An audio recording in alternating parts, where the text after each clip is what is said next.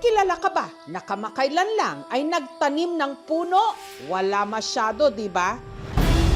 Pero ang hindi natin namamalayan, sa iba't ibang bahagi ng Pilipinas, merong mga masigasig na pala sa pagtatanim. Ang kanila kasing ipinupunla kapag lumaki at naproseso, pwedeng maibenta ng mula 400,000 hanggang 6 million pesos kada kilo. Inuulit ko, 400,000 pesos hanggang 6 million pesos kada kilo ng kahoy na ito. Ang puno ng lapnisan o agar tree.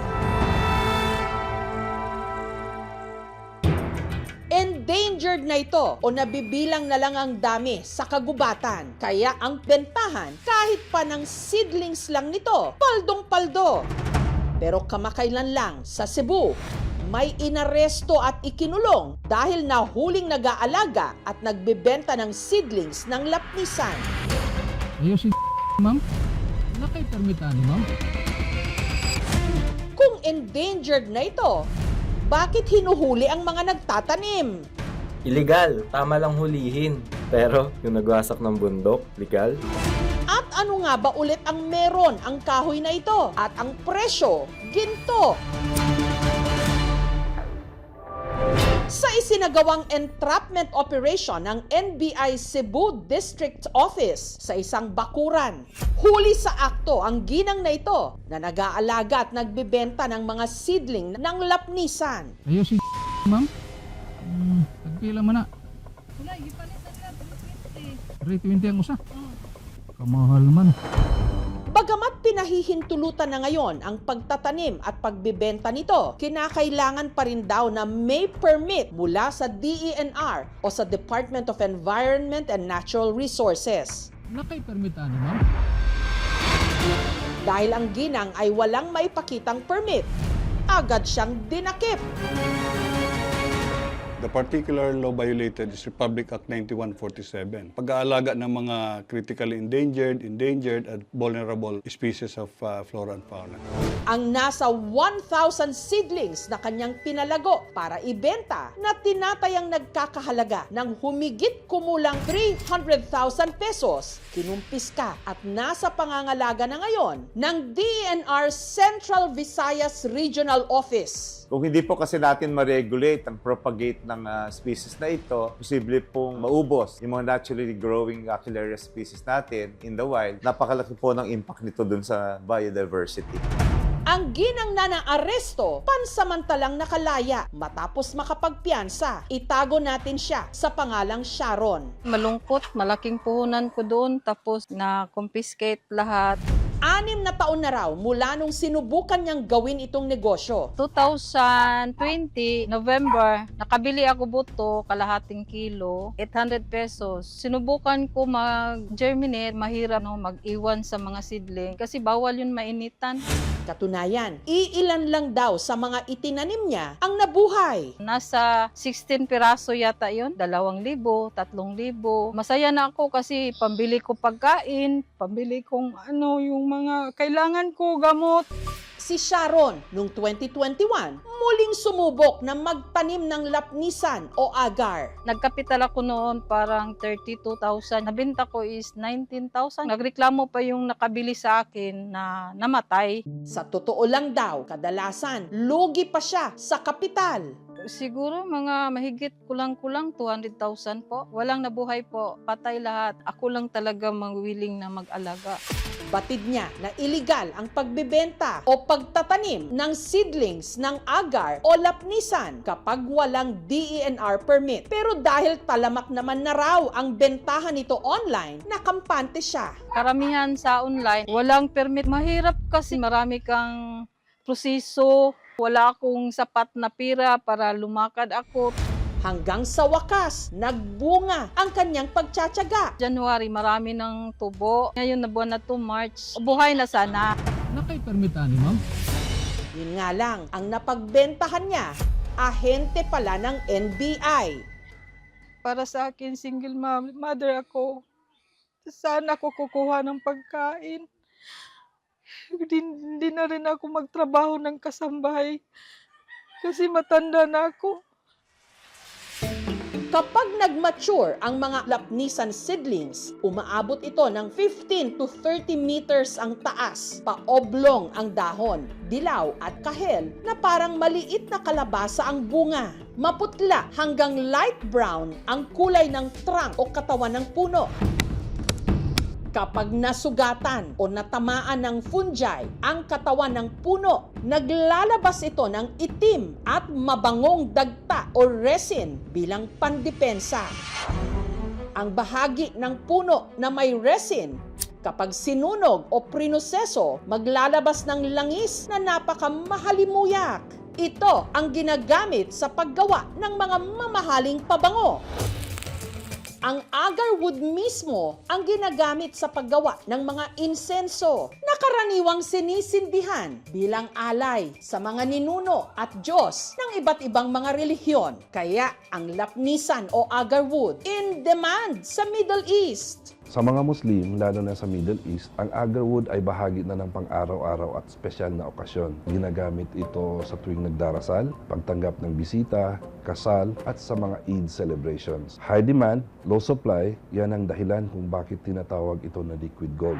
Si Doc M, dating cancer at trauma surgeon, nung nadistino raw siya sa Romblon taong 2012, nagka-ideya siya na magandang gawing negosyo ang nursery plantation para sa agarwood o lapnisan. 2016, na-encounter ko yung agarwood. Nung narinig ko yung presyo, ang reaction ko was, wow, mahirap naman paniwalaan yan. Pero nag-research kami.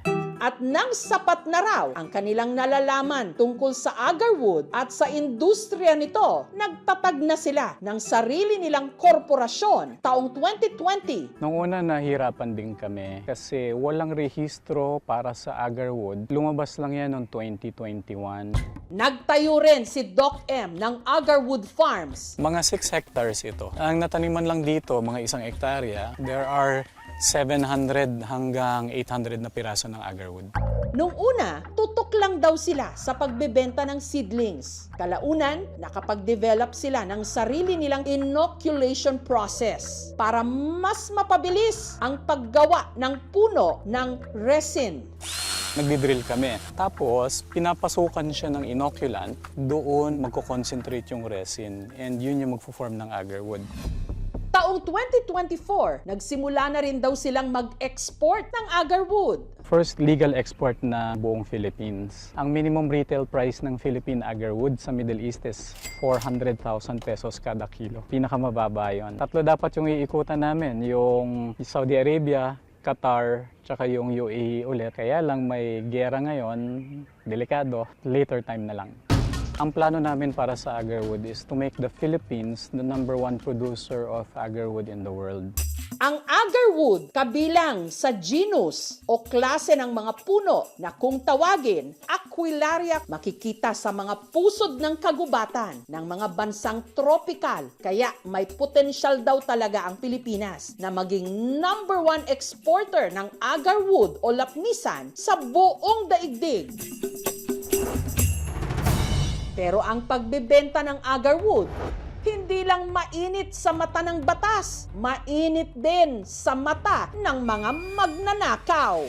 Katunayan, ang mag-aapat na taon pa lang na lapnisan nursery ni June, makailang beses na raw tinarget ng mga kawatan. Grabe ng perwisyo ng magnanakaw.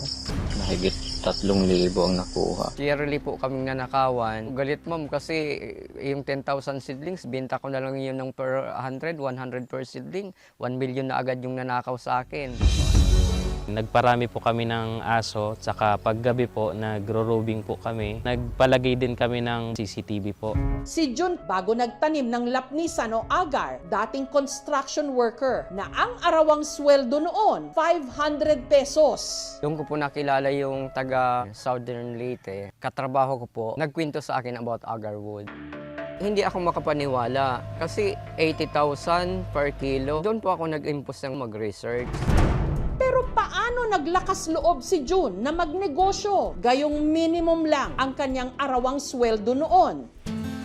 Sa 7 taon daw kasi niyang pagiging leadman sa construction, nakapag-ipon siya ng 80,000 pesos na siyang ginamit niyang puhunan. Ipinambili ng seedling ng Aquilaria cumingiana, isang klase ng agar o lapnisan. Nang umuwi po ako ng Bicol, dala-dala ko na yon. Pinatanim ko doon sa kapatid ko. Kahit sinasabing masila ng agar, malakas ang loob ko, kaya ko itong patubuin.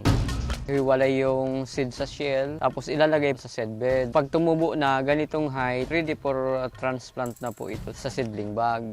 Kung may isang client nag-order ng 1,000 seedlings times 150 is 150,000 agad. Pag marami po ang sales, umaabot po ng milyon. Mula sa pagkakaroon ng nursery sa bakuran ng kanyang kapatid, meron na siya ngayong 3 pang ibang farms.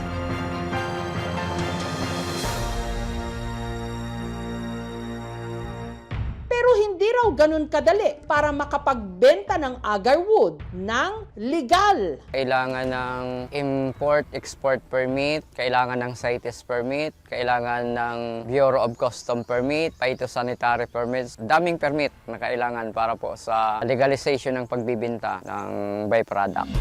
Yung proof of legal existence pertaining dun sa company or individual, accredited sa horticulturist or certificate of training, financial capability, kaya niyang really magparami, titulo kung saan mo papadamihin yung lapnisan. Yung restriction kasi yun ang mahigpit kaya maraming ayaw magtanim. Kung may standard ng policy, mayroong susundan yung farmer na nakakasiguro po na maibibinta naman talaga ng maayos o ng legal.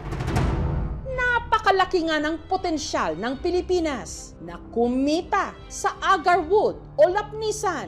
Pero sa likod ng milyones nitong halaga ngayon, kailangan ng tamang kaalaman para magtanim at magnegosyo rito. Nakay-permita ni ma'am?